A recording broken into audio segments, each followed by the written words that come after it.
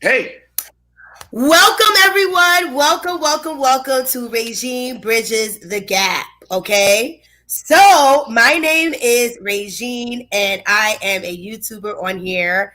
I'm not necessarily, I guess, new, as one would say, but I guess I'm coming back. I'm like an old veteran or something like that kind of fell off and is coming back. So, please, bear with me.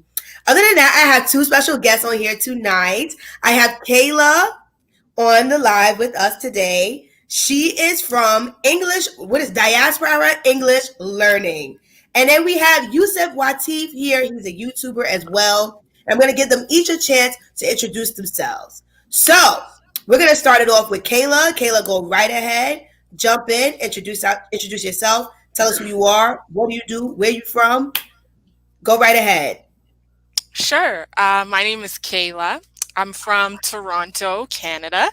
I currently live in Brazil, and I've been living here for the past 2 years, specifically in São Paulo. I'm also a samba dancer, and I go by Samba with K, and that's what originally brought me to this country. And I also represent a company called Diaspora English Learning, which was just launched in September 2020, which is an English school. So I think that's it about me. Oh, don't worry. I have more questions for you all. Okay, okay. So I that thought was I good. think we That was can start brief. there. That was to the point. Go ahead, Yusuf. hey, my name is Yusef Wateef. I've been living in Brazil. I've lived in about 15 countries, and I decided that Oh my. Brazil is where I wanted to become a permanent resident. Um, so I've been here about 5 years now. It'll be 5 years in a couple of months. I have a few different companies. My main company is I do expat relocation services, meaning people that want to leave the United States, excuse me, to come to Brazil. My company, we work them through the entire visa processes or whatever it is that they need individually to be able to stay here legally.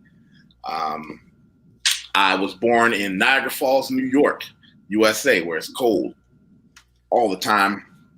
I've lived all over the world and back. And what did I come to Brazil for? I think I came to Brazil just because I hadn't lived in South America. I do everything from weightlifting to Brazilian jiu-jitsu, and I just travel the world having fun, setting up companies, and enjoying life. Nice. So, I feel like a lot of people have never really seen my Hot Topics live shows. This is going to be like this. So, the cat's out the bag.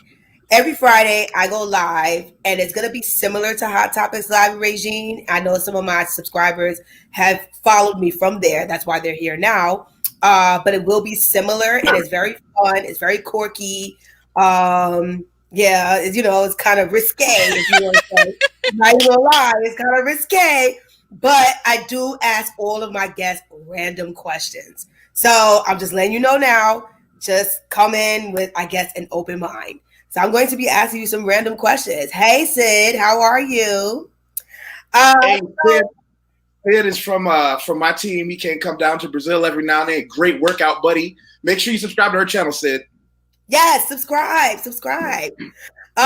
So really quickly, I'm going to ask you some Mine too, questions. if you want to learn Please about subscribe to Canadian culture and exactly. All yeah. right. So now here's a question. Now here's, I guess, a serious question. We'll get into, the fun stuff later. Let's get into the boring stuff. Well, it's not boring, but I guess. Tell us about your business. Tell us about what you do. Tell us about how you help people. What is the name of your business? What is it that you're doing? Kayla, go right ahead, please. All right. So I okay, so where do I start? So the first business that I do, I actually do short-term rentals in Toronto, where I'm from, for people that are either like students or there for work or newcomers to the country. I run that from here, and that's one of the first things that I started doing while I was in Brazil, because you can do it being location independent. and I try to focus on businesses that are location independent, and also areas that you can easily either outsource or work with partners to get them done. Because I also want to have fun, like while I'm in Brazil and experience Brazil. Like I didn't want to be in a situation where I was in Brazil but always working. I think that kind of defeats the purpose, you know? Yeah. I also am a Samba teacher and Samba dancer. And that's also what I came to Brazil for originally. Yes, Regine, doing the moves. So before the pandemic, I was doing an introductory course here in São Paulo for people who were passing through the city, because a lot of people do layovers in São Paulo. So Yeah. That's the people want to layover know. city. I'm not gonna lie, I do that. So Yeah, it's the layover city. being So honest.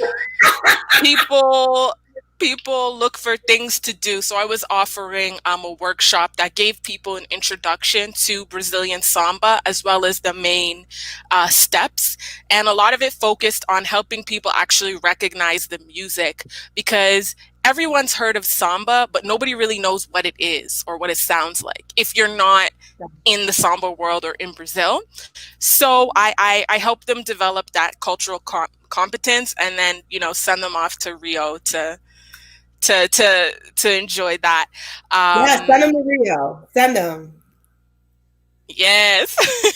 Send them over to And Rio. then thirdly, I recently launched Diaspora English Learning.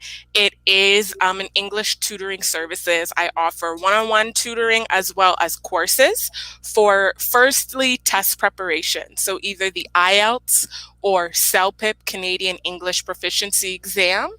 And also one-on-one conversational classes and courses. I started teaching English in Brazil, in São Paulo, and I realized how many people in Brazil need it, want it, and I decided to launch this company with my own Canadian twist on it. Because one of the things that I discovered while I was living in Brazil is people had a lot of misconceptions about Canada, especially in relation to myself. Like some people, you know, they're like, what? But like, you're Black, like you're from Canada, like how? Like, oh my goodness. you know, are Haven't you we sure? all experienced, you're Black? What? How are you from the US? How are you from Canada? How are you from these places? And I'm just like, and I was thinking about doing a TikTok about that too, because I was like, what in the world? So it happened Like, to you experienced that as well, like because I feel like at least Americans, you have so many like icons that you can say, well, you know, there's Beyonce, Obama, you know, all these but people. I don't look like Beyonce and I don't look like Obama. So here's the thing. Funny thing is, Kayla, and I'm going to get to Yusef soon. Here's the thing. So people, when they look at me, they're like, because I have an Angolan face or Angolan or like a West African face. So they're like, oh, I thought you were from Africa. And I'm like, I mean, my descendants, obviously my ancestors, yes, but you don't look like an American. I'm just like, what does an American look like? Like, does she look like, I don't know, like I said, I guess Beyonce? Because like, seriously, there is no American look. No, there isn't. There isn't. Right. There isn't. But I guess I'm going to move on over to Yusef. Yusef, tell us really quickly, well, not quickly, tell us what you do, where you're from, what you're doing, and your business, all that great stuff. So let's do this, make it a little easier. If you look down at the bottom of your screen, I just shared a screen with you. Can you share that on the main screen? Yeah. This is my LinkedIn, and I tell everyone, you know, my name is Yusef Wateef. You can find me everywhere. If you want to know a little bit more about what I do, I'm going to read you something. I'll tell you what I do on a technical aspect, and then I'll tell you something even more important that you should look at. This is what my expat relocation services company does. You know, everybody needs to find someone. My staff is all bilingual Brazilians, and what we do is visa, residency permit applications, processing documents, teaching people, well, not teaching people, actually holding their hand, going with them to do everything from CPF to the SUS medical things, all those little things that people need when they come to Brazil if they've decided to come to Brazil long term. Interestingly enough, there has been a tidal wave of clients over this past 2 months from the United States that just call me and say, hey, I made a deposit in your account. I need you to help me when I get off the plane because I'm coming to Brazil and I'm not coming back. A large part of what I do is helping them do everything from a place to live, the correct places to live, where you don't want to live, helping them get good prices on the things that they need. And my staff does all that for them. But I tell everybody this, not just me, with anyone that you do business with, because I come from a financial background. I had 10 years as a financial professional that helped me to understand how to manage money and how to manage business. I tell everybody this. Go all the way down and look at the recommendations that someone have. This is where other business professionals will say, yes, he is who he claims to be, pay him what he asked for because he's legitimately that good. I'm shining my own trumpet here. But that's what I do. That's what I do. And I also run a side company. My other company is an English company. My staff are all people who are born native English speakers, and I teach expert level English. My English students are the CEOs, CFOs, government employees whose teachers have to be university educated to teach them how to, for example, pitch a product or how to go to a TED Talk. They may contract someone from my company to work with them for 12 weeks for 4 to 5 hours a week before they do a TED Talk on television. And we teach them those subtle nuances of university level English. And that's another side company I have. Nice. Well, thank you, Yusef. Thank you so much. And I'm going to tell everybody what I do really quickly. So I am literally a Jill of all trades, because I don't want to say Jack. I am a Jill of all trades. I teach Samba. I teach Afro. I could teach you how to walk on stage. That's been something. So, because there's a lot of people that don't know how to walk on stage, and that is serious. Like, they don't know how to walk on stage. What's downstage? What's upstage? Okay, so I could teach you that. So that's basically what I do. I teach little children right now. I just got done with a class, so that's why I'm a little bit sweaty. Thank goodness this is cut off. Good, because down here sweating. So I just got done teaching children. I teach them Afro, advanced Afro, Brazilian Samba. I teach little babies. That's a lot of work, but shout out to my students if they ever see this video. I love you, but it's a lot of energy, okay? A lot of energy. But other than that, that's basically what I do throughout the week.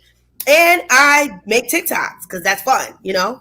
I've been slacking on that too, but you know what? It is what it is because I've just been working and teaching dance so much. Teaching dance in my house is really, I really need a studio. I literally thought about it. I said, I need a dance studio because like I cannot keep teaching in my house with rickety floors, wood, you know, and then my mother's like, oh, wow, I be hearing everything. And I'm like, oh, okay. You know, so that really makes me scared to go and move places and have roommates because I don't want them to think, at 9 a.m, which is a real thing. The class 9 a.m. You know, Joanna, it's like 9 a.m. That's a lot. You know, nobody really wants to hear that at 9 a.m. I'm just being honest. Like, so that's why I am like, you know, I guess doing this nomadic trip. And I meant to mention that Regine Bridges the Gap is basically me budgeting, going places, trying to figure out where I'm going to stay for the month and see if I can teach dance in my house and all that great stuff and not annoy people. That really gives me anxiety. I'm very considerate of others. But also showing you dance through, you know, different borders and things like that and going live every Friday related to travel. It's all related to travel. Everyone that's here travels, okay? There will be a segment where I will have people that have never traveled before, and that will be something completely different. But every single live that I have on Fridays will be related to traveling, okay? So thank you all for tuning in. I think we got like 2 viewers right now. That's cool because they'll watch later.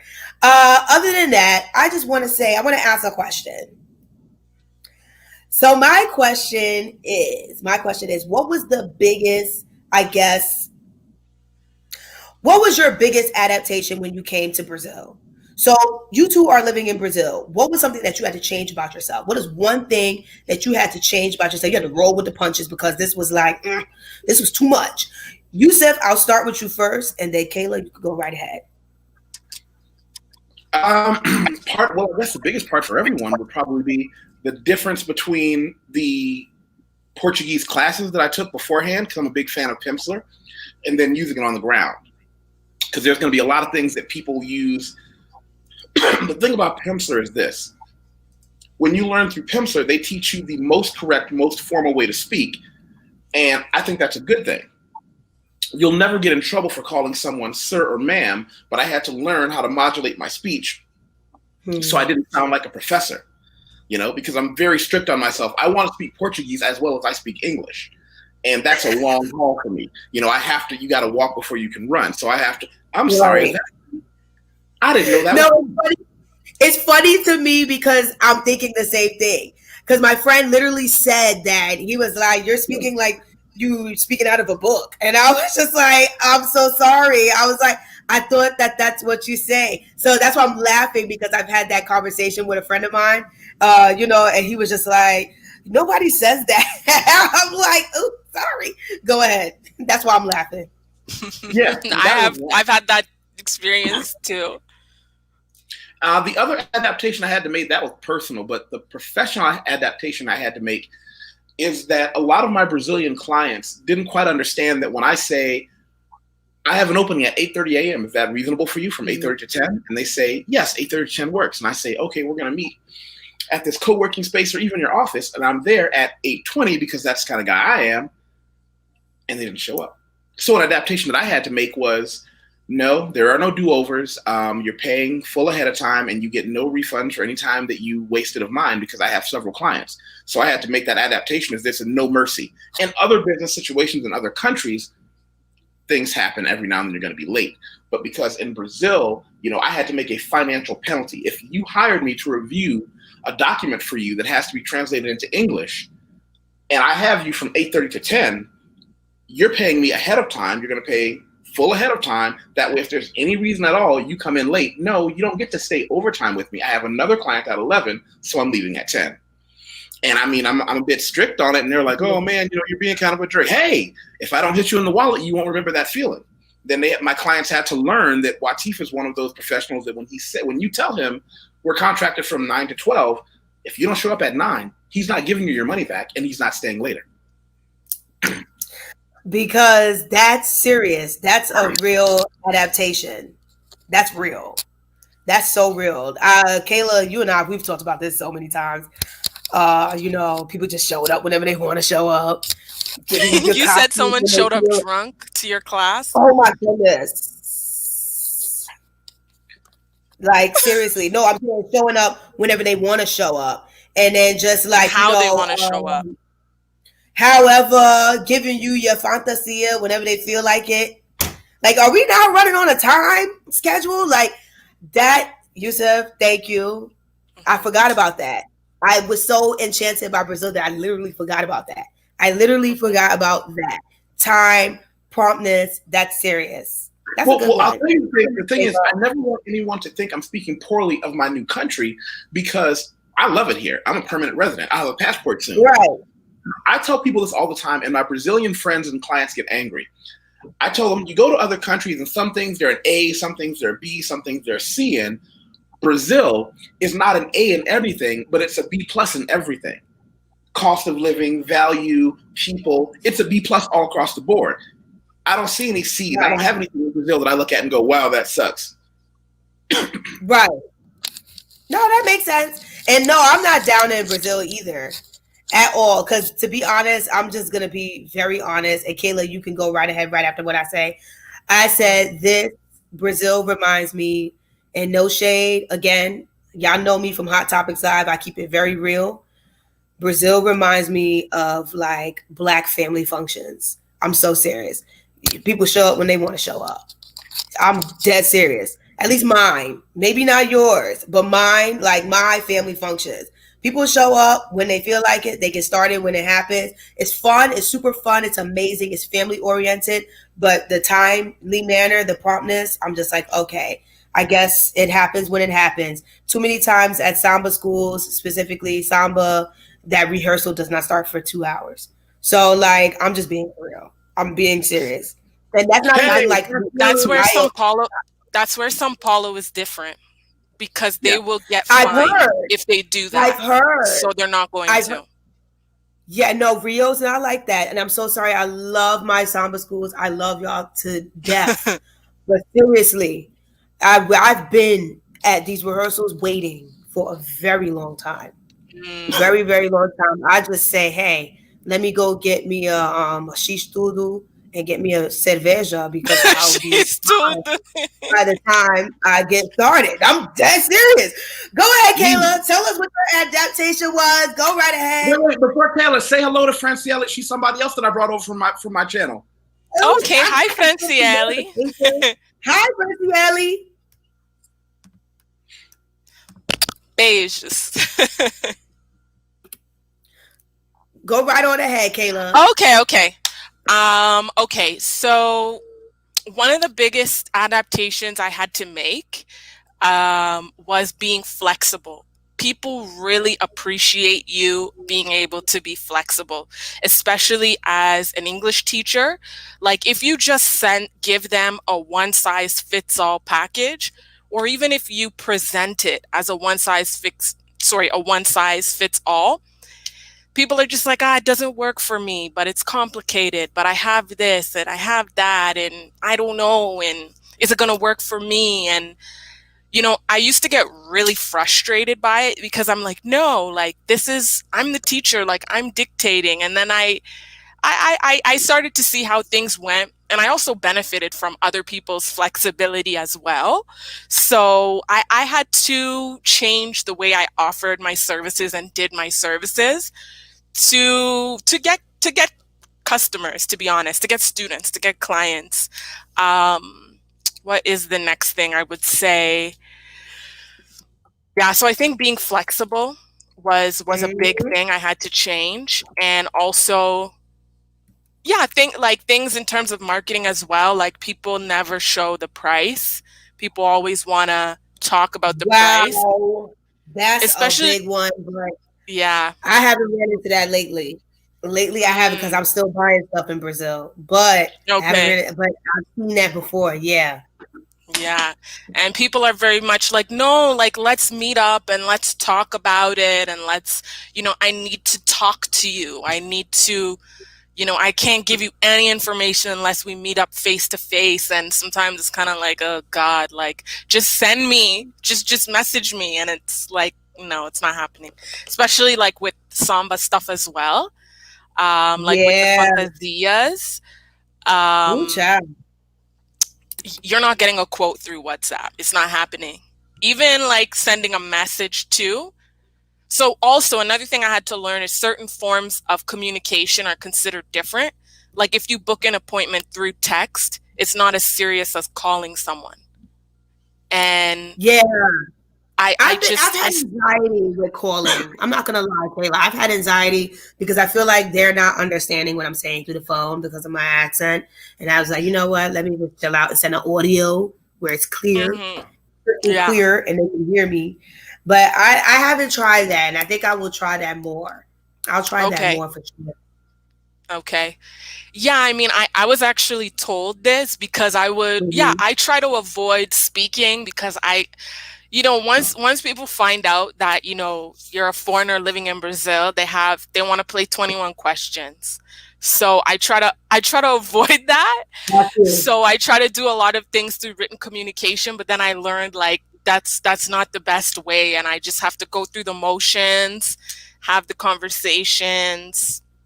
But yeah, I think some of those, but I think being flexible is probably the biggest adjustment I had to make because I was used to just boom, boom, boom. It's at this time, at this place. This is what I do. This is how I do it. Take it or leave it. But that doesn't work here. That's a good one. Being flexible and also, with time and things like that, promptness. I would say for me, mine is kind of, I guess, vague. My biggest adaptation was not eating so much. I feel like in the States we eat a lot. So like wherever I turn, I can go get a taco off a taco truck. I can go and get pizza. I can go and get sushi really quickly from Whole Foods. I can go and do this, that, and the third. Whereas I feel like in Brazil, they don't offer that as much. Everything is sit down and eat. Or, if it's to go, I'm not crazy about it because I don't like salgados. So I like coxinhas, but coxinhas are gone by the end of the day. That's, again, another thing. So, like, when I'm done and a certain time frame. Exactly. So, like, all of that was like a big adaptation because I'm a foodie. So I really, really like food. So I was just like, dang, I can't go get a taco. Like, sheesh, I can't, go. I can't go get certain things. Like, I can't go get a $3 holla, as we would call it in Brooklyn. I can't go get, I can't. Like, that's something that I used to do with my friends. Let's go get $3 hollas. Like, and the time frame and everything. The only time you start to see the shish tudo trucks is literally at 7:00. 7:00 or 8:00. They're not out there all day. You see the soup trucks probably like about 7, 8:00 at night. And that is not every day, by the way. That is literally on Thursdays going into Sunday. So it's not like that's something that I really had to adapt to. And I lost a lot of weight. I lost weight. Like, because I was like, I'm not just randomly eating. You know what I'm saying? Go out, I'm drunk. Let me just go get a burrito taco, So that's one thing that I definitely had to adapt to. And I feel like eating is such a part of my culture, especially here at my house. There's always food. There's rice, there's chicken, there's everything. And to know that food is just not everywhere like I want it to be, I'm like, dang, that was rough. So I was losing weight and dancing with Salgueiro. Shout out to Salgueiro. Dance with Salgueiro and dance with all these Samba schools. I was in 3 Samba schools. So I was like, I lost a bunch of weight. So other than that, friends, I have one more question. Because we have to get risque. What is your love life abroad? What is that looking like? I told you it was going to be random questions. Kayla, I'll go with you since Yusef did the other question first. Go ahead, Kayla. What is your love life like in Brazil for you? Okay. Well, here I'm in a relationship, like what do you call it? A domestic relationship, I guess, with my partner here. And I mean, it's not it's not too exciting because I came to Brazil, thinking I was gonna go crazy. I was like, I'm ready, and then lockdown. So and it's been like that for 2 years. So nice. Yes. Actually, maybe he can come say hi. Osmar, vem. He'll come say hi. Okay.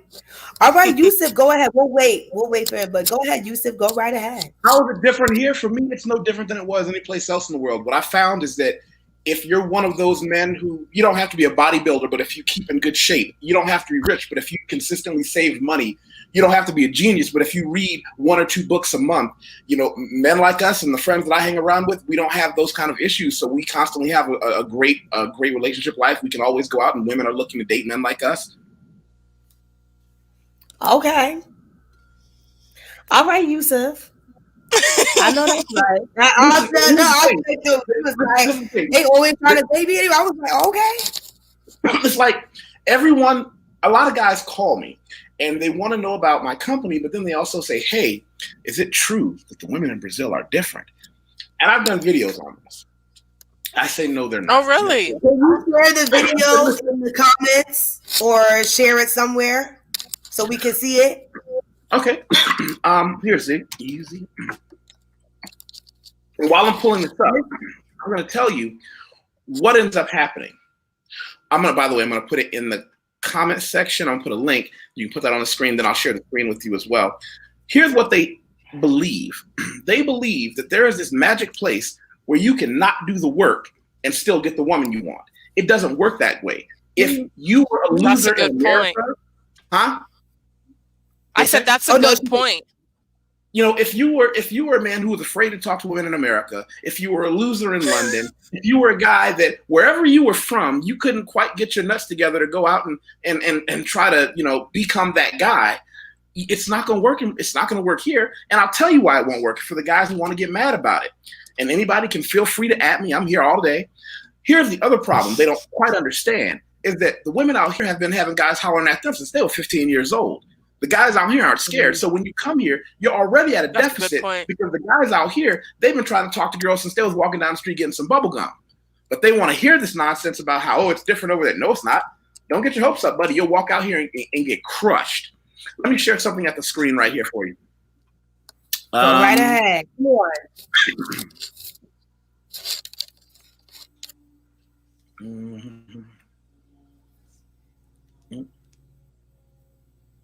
There.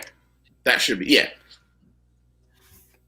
And I put it in the comment section as well. Did you share the screen? Yep, it's loading. Oh, just say hi. Because at the bottom. Say hello.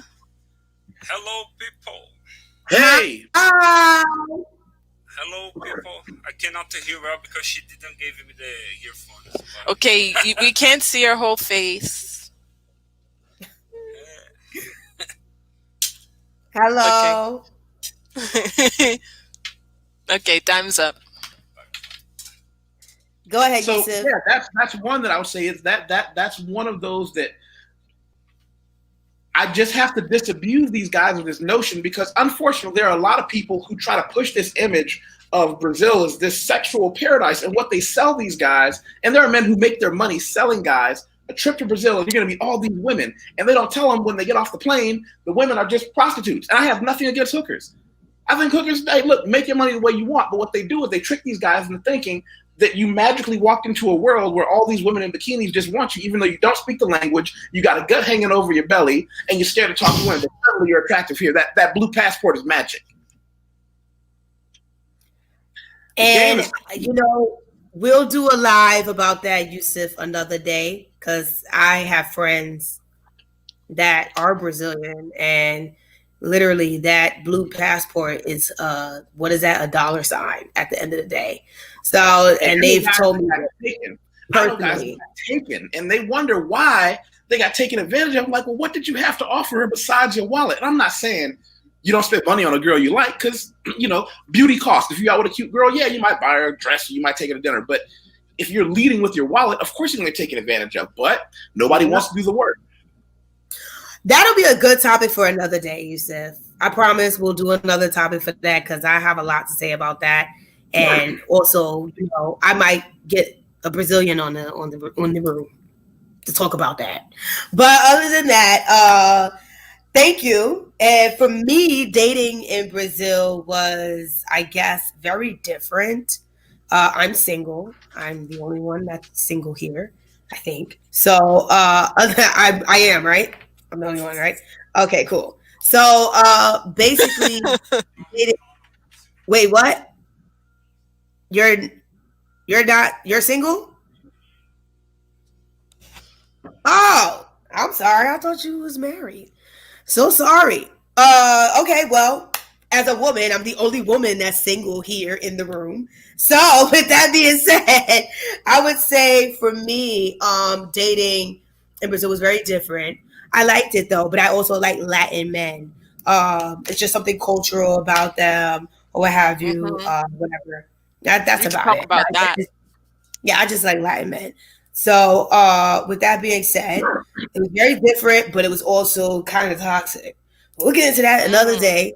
We'll get into that another day. That's a hot topic. That is a hot topic. Okay. But other than that, dating, I guess, I would say there were differences. There were similarities. I think it's all has to do with culture, if I have to say that. But that's about it.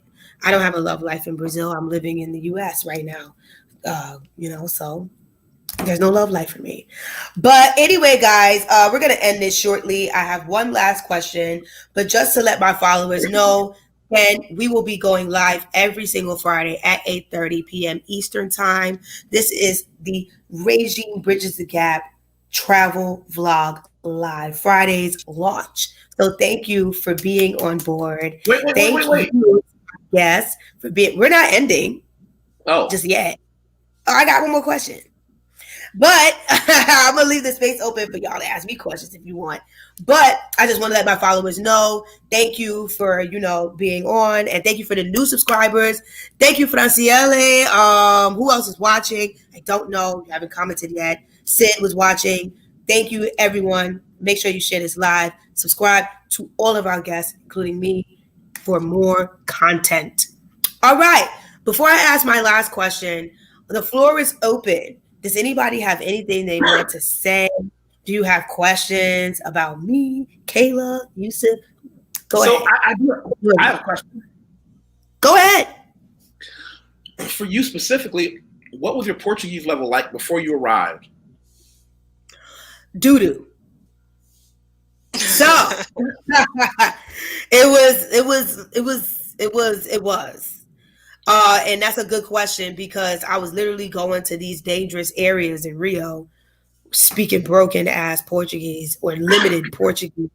I swear it's the color of my skin that got me by because I should have been robbed going to some of these places with my ridiculous Portuguese. My Portuguese was a level -2. And the thing is, I was practicing on Duolingo, but my pronunciation was bad. The way I pronounced my syllables were really bad. It was horrible. I was speaking something. It wasn't Portuguese. I learned Portuguese from my ex, to be honest. My ex really, really got the ball rolling when it came to Portuguese. Good question. Thank you. You know what you forgot to tell him, Ray? What? You forgot to tell him to go watch the video that you did with me. You're right. Can you bring that up really quickly? Can you? Look Yes. at the screen. I'm ahead of you. Click the screen and highlight it on the chat. We did. I don't know how to do that, but we did American Girl, Brazilian Samba. Yes. we had a good time with that.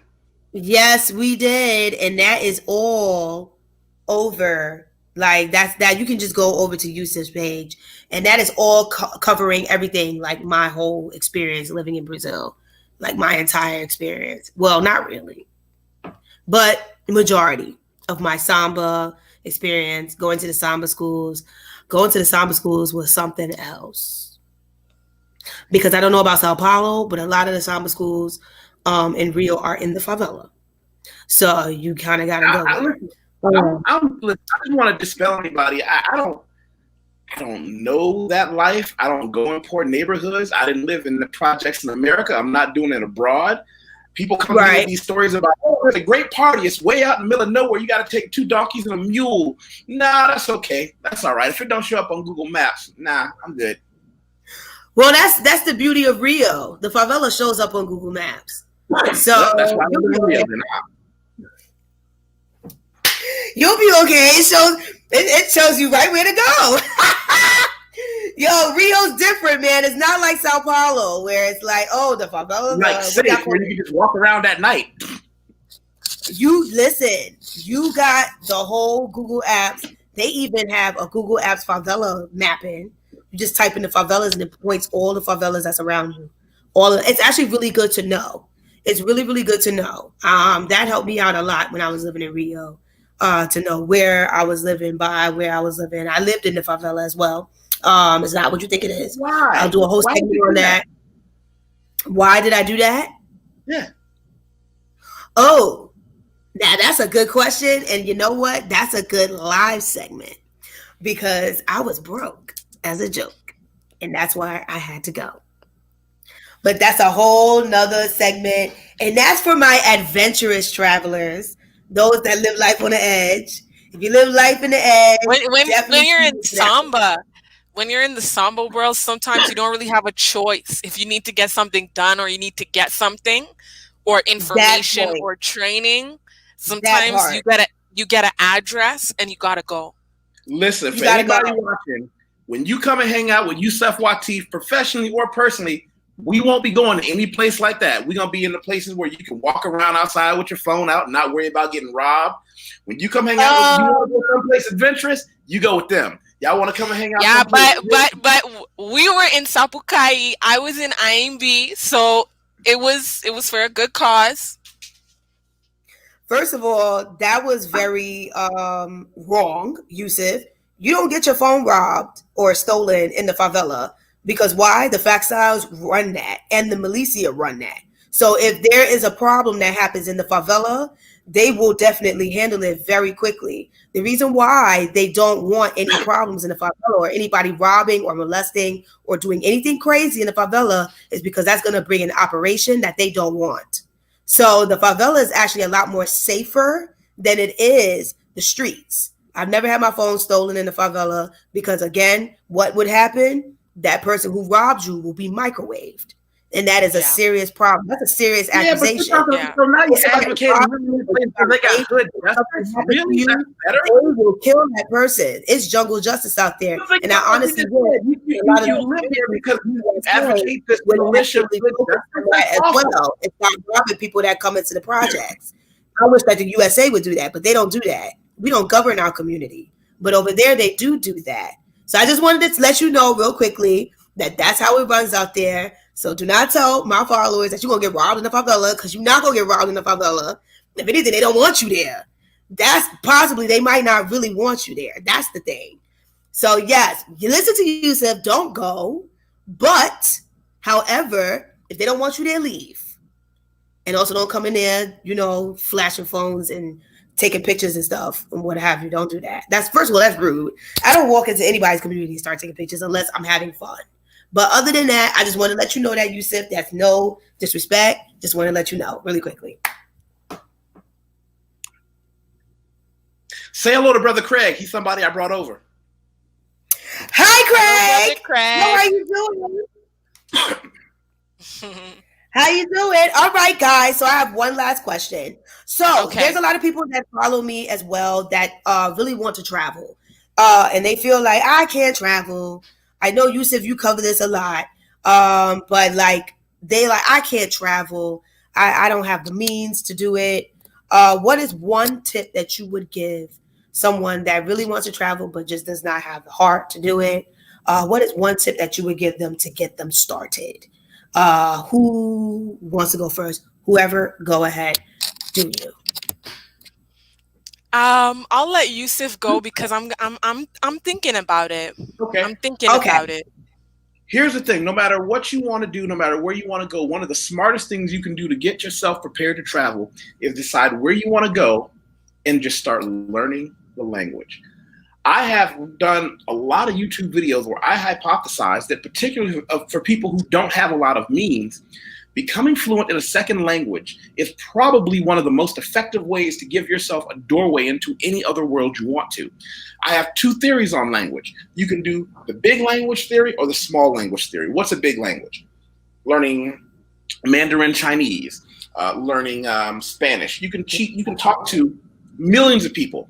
Then there's the other side, learning Brazilian Portuguese. It's a very small language because not a whole lot of people speak it, but you can use that to get into a niche community. Or learning Japanese, where it's only spoken in Japan, but it can give you a doorway into a niche community. I lived in Tokyo for a couple of years as well. So that's what I would say. Okay. Thank you. And Regine, is the person's this person that you're talking about, is their concern more financial or just there's scared multiple of something happening? There's multiple persons. There's a lot of people that always say, how can I make money? I'm scared, finance. Then there's also security as well, being a woman or being gay, all these different concerns and things like that. Also just, general fear or general feeling like I just can't do it. Okay. It's just not for me. Yeah. Okay. So I have a few suggestions. I think I would agree with Yusef with learning the language. I think also creating a network before you go there. Like before I went to Brazil, before I moved to Brazil, I had been there 5 times. And the the time before, I had stayed for 3 months. So that was like a big deal for me. But before I went, like my Brazilian friends that I had in Toronto, which were, well, one was an actual friend, the other was a coworker, and they put me in touch with probably like 3 other people, and that became like 6 people. So I created a network before I got there. So like if there was any emergency or anything, I would have someone that was like, you know, open to helping me. I even got to stay like in my friend's mother's home for a few days. And some of the people I didn't actually end up meeting, but sometimes we would talk on WhatsApp, and that helped me feel like a sense of security while I was there. They also helped me communicate with some people. I think staying in hostels was like the best thing, especially when I first got to Brazil, because when I went to Brazil for 3 months, I thought it was a big deal. But then I met people who were traveling for 6 months, 8 months. I met people that were traveling for a year and a half. So like there's a traveling community. You just have to find it. But I think before you enter that community, you feel really like, I'm doing something so crazy. And then I almost felt like, you know, like a tadpole as the person only traveling for 3 months, and I was meeting these people who, like, they weren't only traveling in Brazil, they were traveling throughout all of South America. And you kind of like create a group with people in hostels, and like you can go out, especially at like the females as well, the women. They come together in the hostels as well and help each other out and let them know, like, you know, like I had a woman, she was American, and she's like, oh, you're going in this city, don't stay in this place because the manager's a creep. Don't go here, like something that, you know, other people generally wouldn't tell you. So I would say like language, network, hostels, and you can even get into a network by like signing up to volunteer or something. Or I feel like also Samba, like something that you're joining and being a part of where you have other people.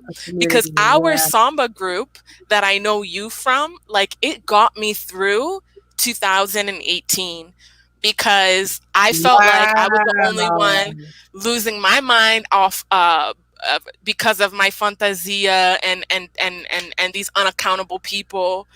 And, you know, everyone was going through it, and it just made it so much better. And it was only like a WhatsApp group, but like it made all the difference. Because sometimes I was like, I'm ready to fight. I'm ready to fight. Like these different things that happen. You know what's interesting, Kayla? I just realized that WhatsApp group that I created back in 2000, it's like 2 years now. That group is literally, I think, 2 years now, 2 years old. Wow. Yeah. And I was thinking about it the other day. I was like, I remember when I created the WhatsApp group.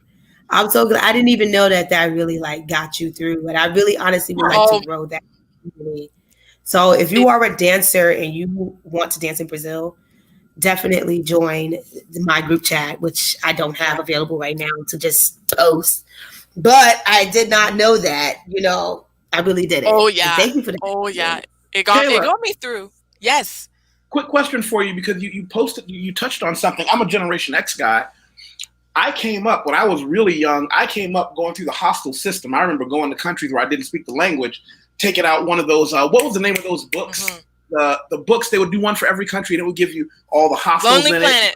Lonely Planet. Bam! I remember I would get off an airplane with a Lonely Planet book, find a phone booth, and have to call and find a room at a hostel. I feel like the hostel world isn't there anymore because Airbnb put everybody in a position to be able to get their own small place, because a lot of the younger travelers that, especially guys that come to me for advice, they're not in those situations where you go to the hostel and at night everybody's downtown or downstairs having coffee, having tea, talking about, okay, go here on this day because they give a discount and go find that restaurant because they have the best food.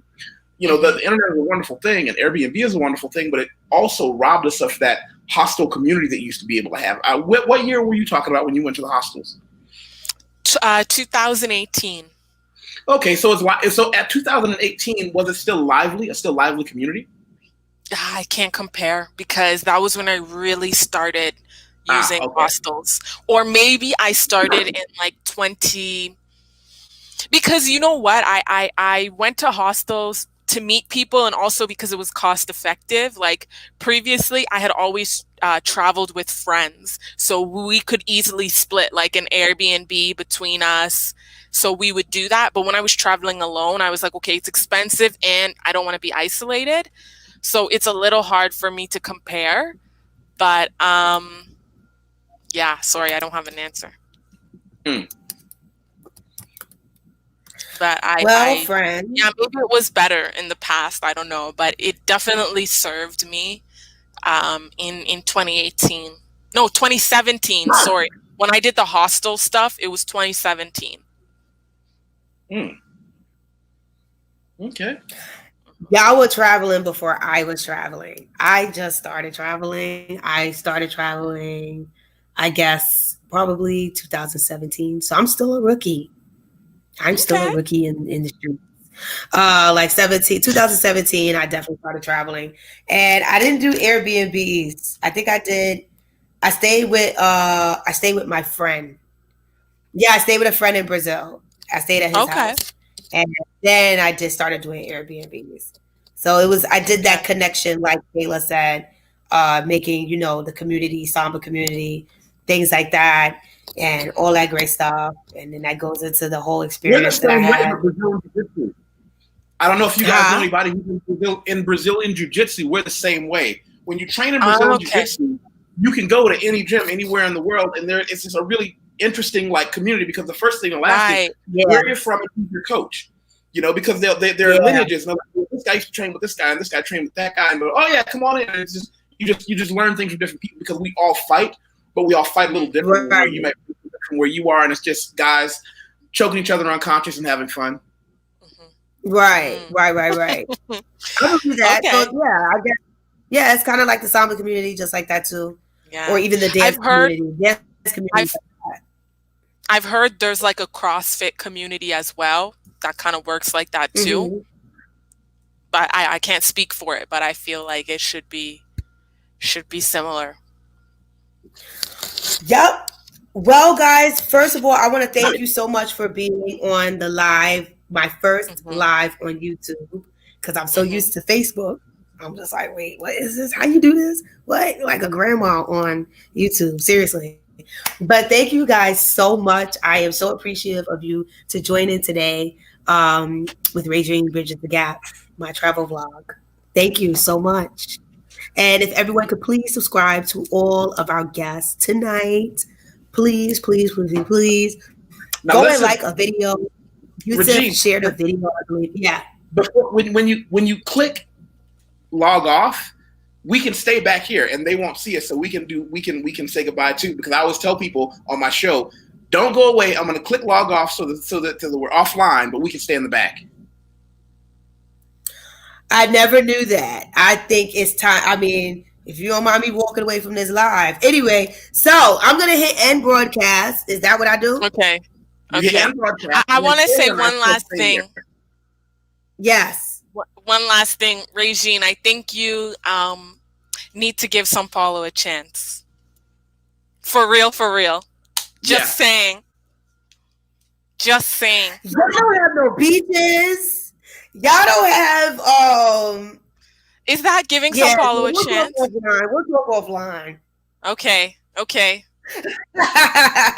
We'll talk offline. Thank you everyone for joining tonight. Please make sure you subscribe, like, share, check out some of the videos that were tagged in the video, this live. And that's it. I'll see you all next week because I will be in Brazil. I will be live from Brazil, 10:30 p.m. Brazilian time, 8:30 p.m. Eastern time. So I will be in Brazil Friday. I'll see you all next week. Take care. Bye. Thanks for having me.